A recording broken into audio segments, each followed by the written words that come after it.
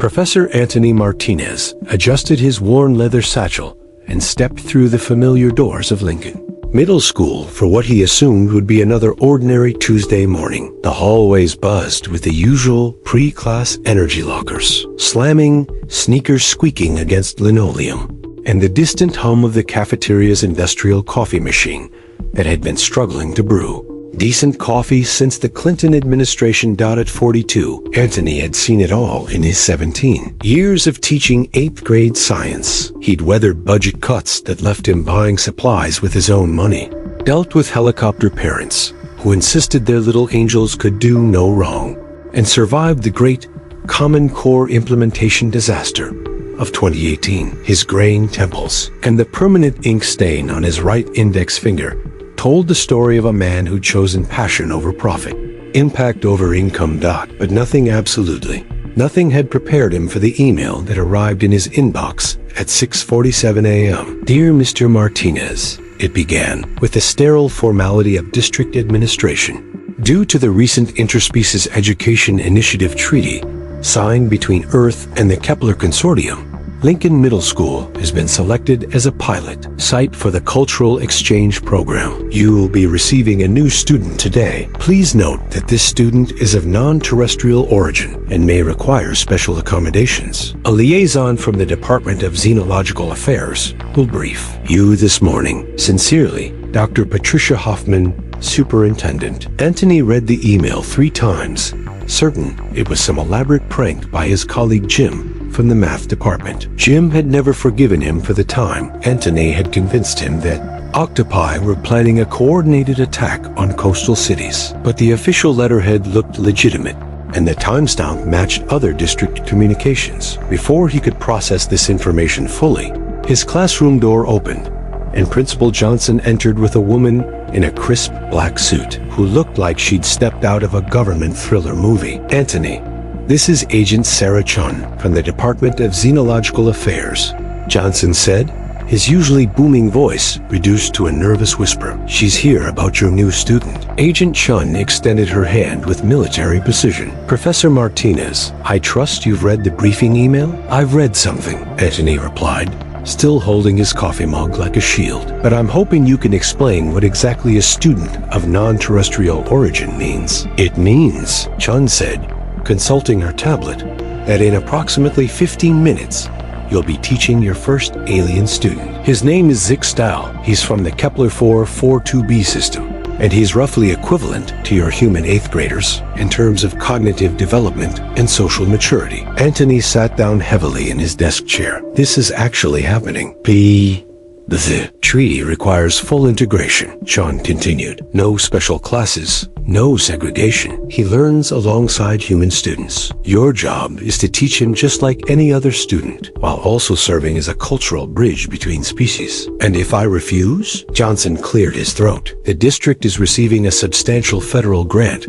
for participation in this program. Refusal isn't really an option. Agent Chun's expression softened slightly. Professor Martinez, you were chosen specifically because of your teaching philosophy. Your file indicates you believe meeting students where they are and helping them discover their potential. That's exactly what we need here. Before Antony could respond, the bell rang and the familiar thunder of middle schoolers filled the hallway. Chun gathered her materials. He'll be here in 10 minutes.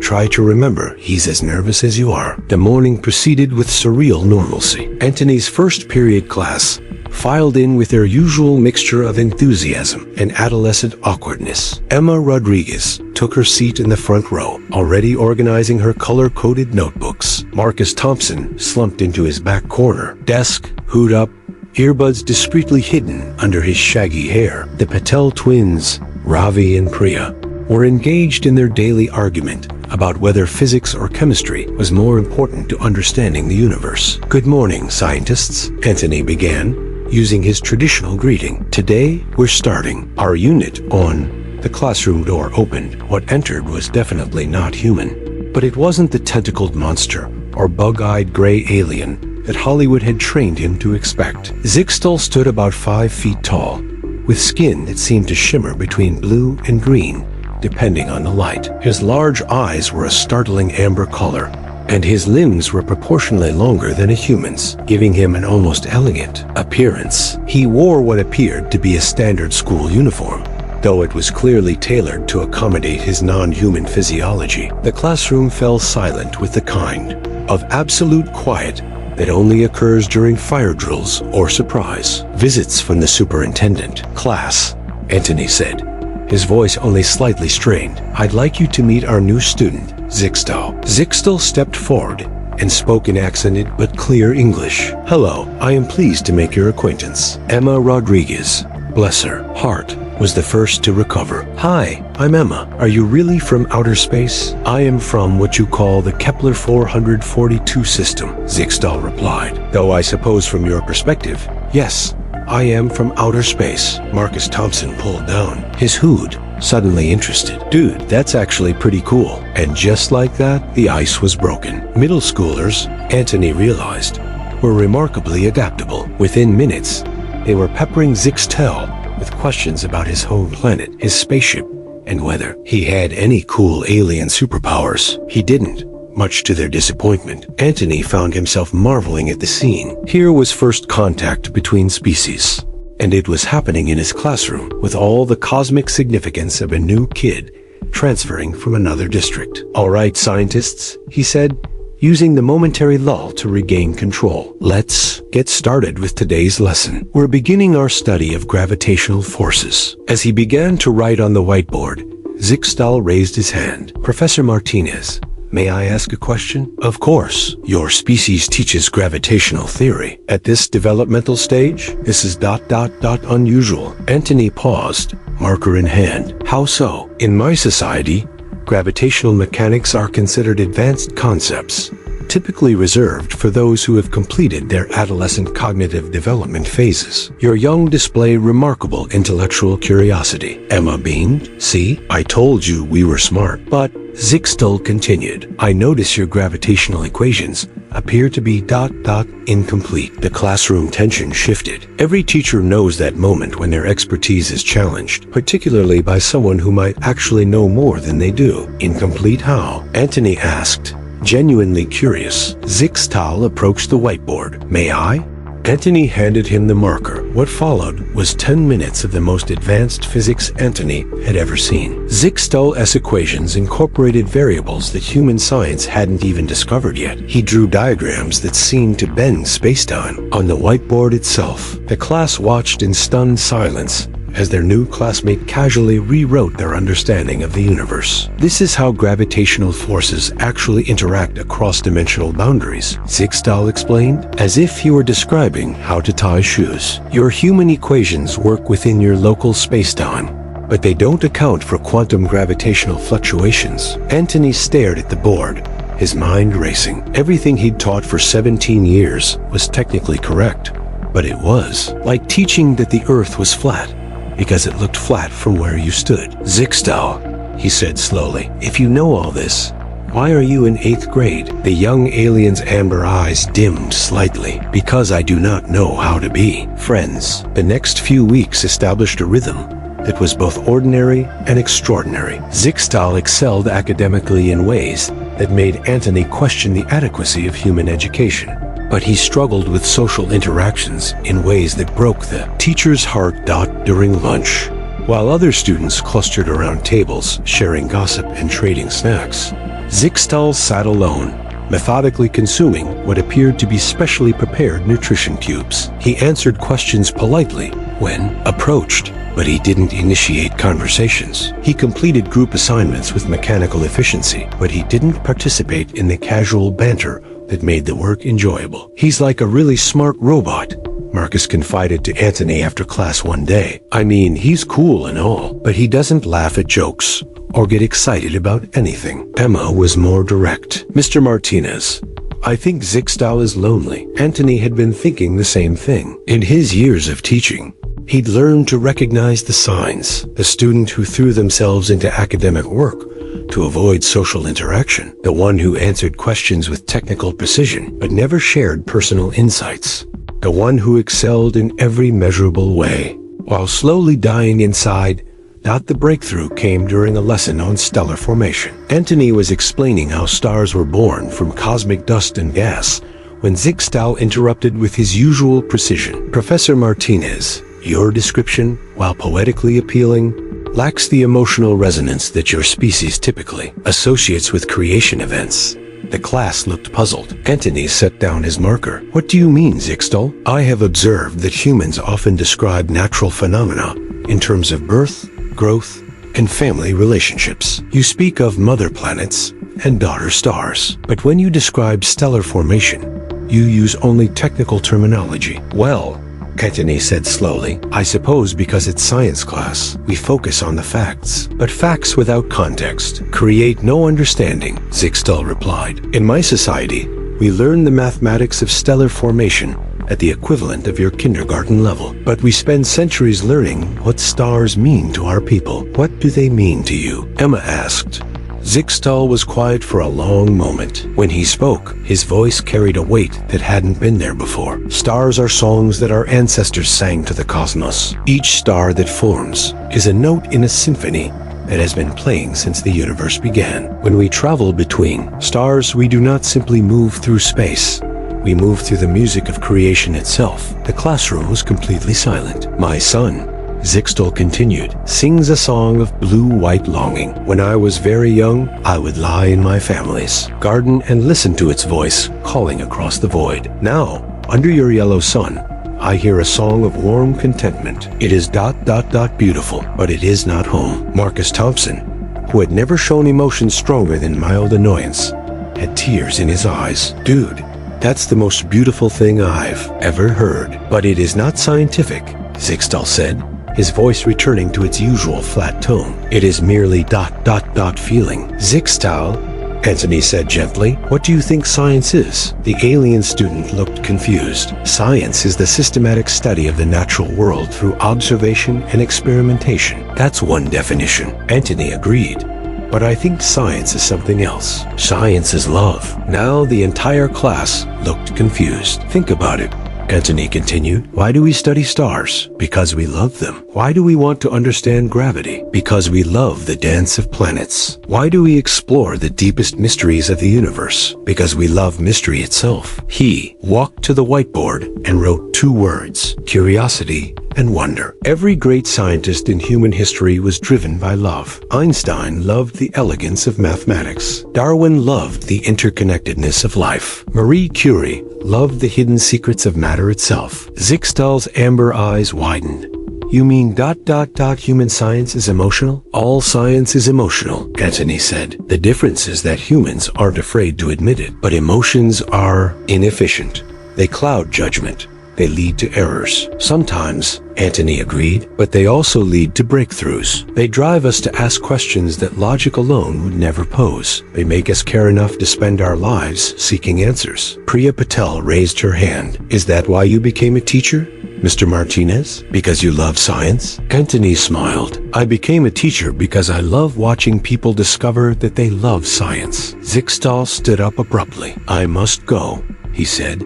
And before anyone could respond, he was gone. Zix'tal didn't come to school the next day, or the day after that.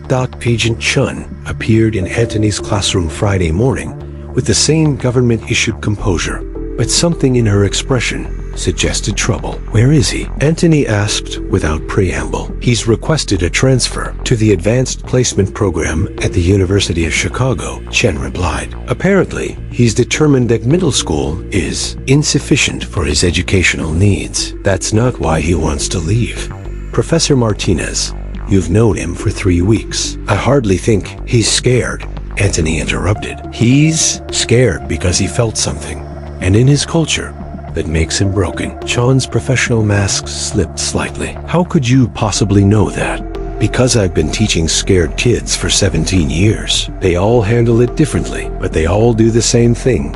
They run away to somewhere they think they can be safe. And you think he's not safe with advanced theoretical physics? I think he's not safe anywhere that doesn't let him be a kid. That afternoon, Antony did something he'd never done in his teaching career. He left school early, drove to the University of Chicago, and tracked down one alien student was trying very hard not to need anyone. He found Zix'tal in the graduate library, surrounded by quantum mechanics textbooks that would have challenged most PhD candidates. The young alien was reading with the mechanical intensity of someone trying to lose themselves in work. "Mind if I sit?"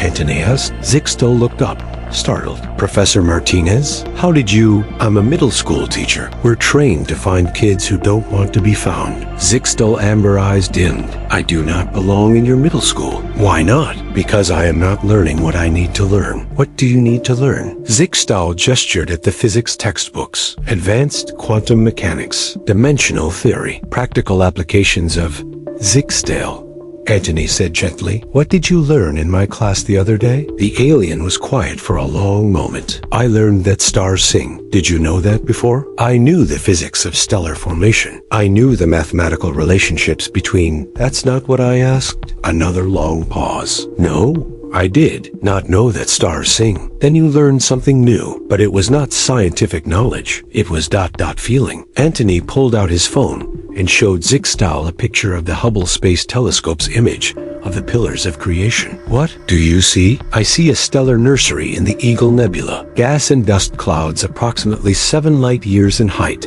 illuminated by ultraviolet radiation from nearby O-type stars." "What else?"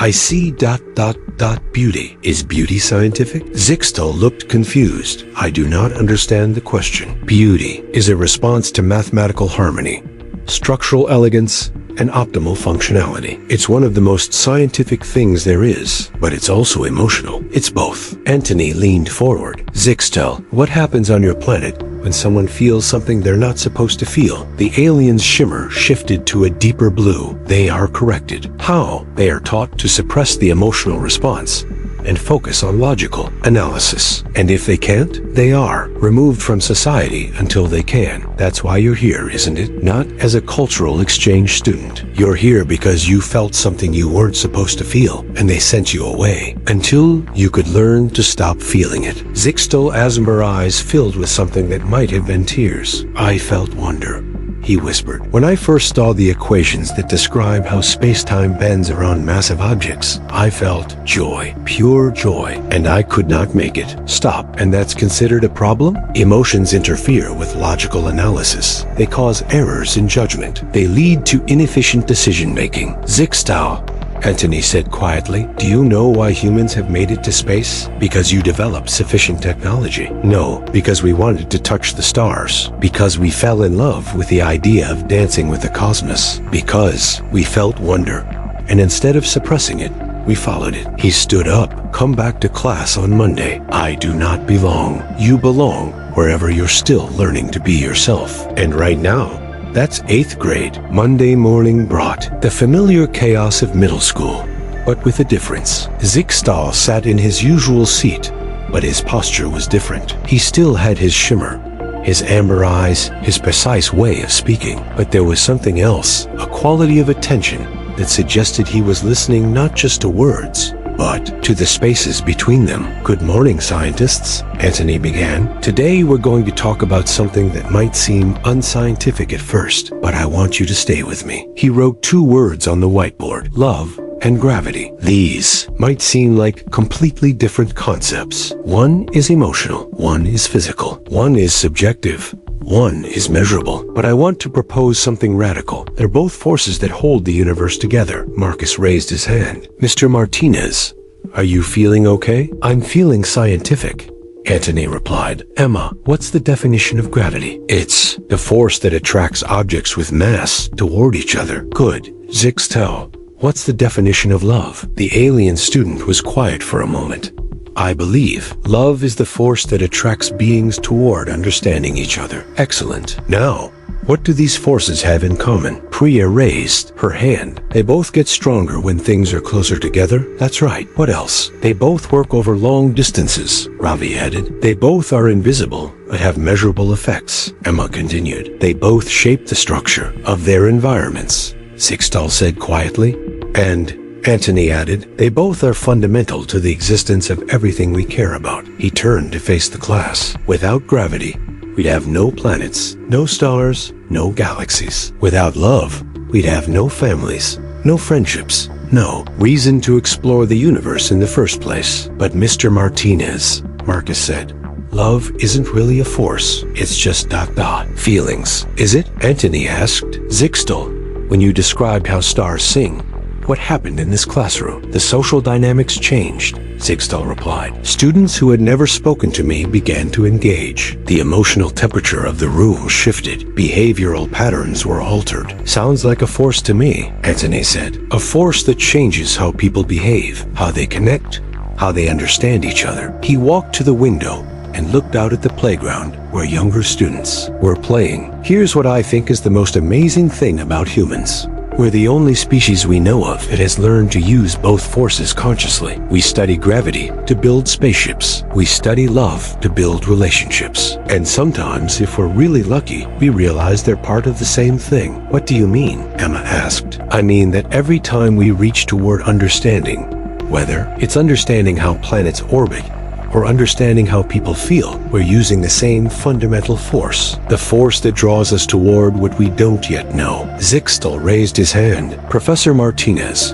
in my culture, we have a concept called gravitas. It refers to the weight of significance, the pull of meaning. I never understood why we used the same word for both physical and emotional gravity. What do you think now? I think, Zix'tal said slowly, that perhaps my people separated these concepts because they were afraid of their power when combined. And what do you think about that? Zix'tal's shimmer shifted to a warm golden color. I think that fear made us smaller than we could be. The bell rang, signaling the end of class. As students gathered their books, Zix'tal approached Antony's desk. Professor Martinez, may I ask you a question? Always. When you chose to become a teacher, did you know that you would be teaching beings from other worlds? Antony smiled. No, but I knew I would be teaching beings from other worlds than my own. Every student comes from a different universe of experience. My job has always been to help them find the bridges between their world and everyone else's. And you believe this is ... scientific? I believe this is the most scientific thing there is. It's the systematic study of how consciousness connects across the vast distances of difference. It's applied love in the service of understanding. Zix'tal was quiet for a moment. I would like to continue learning this science. Good, Antony said, because we're just getting started. As the alien student headed toward the door, he paused. Professor Martinez? Yes, thank you for teaching me that wonder is not a weakness. Thank you for teaching me that wonder is universal. That afternoon, Antony sat in his empty classroom, grading papers and thinking about the extraordinary ordinariness of his day. He'd taught 8th grade science to a room full of humans and one alien. And somehow the presence of someone from another world had made him remember what was most remarkable about his own species.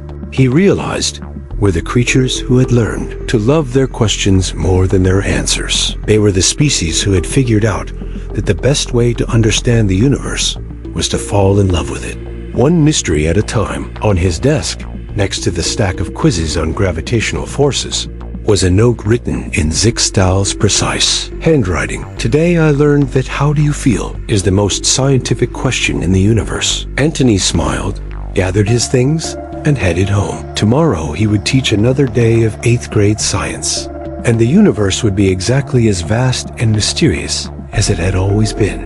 But now he had one more student who understood that the mystery was worth loving. And in the grand equation of existence, it seemed like the most human thing of all.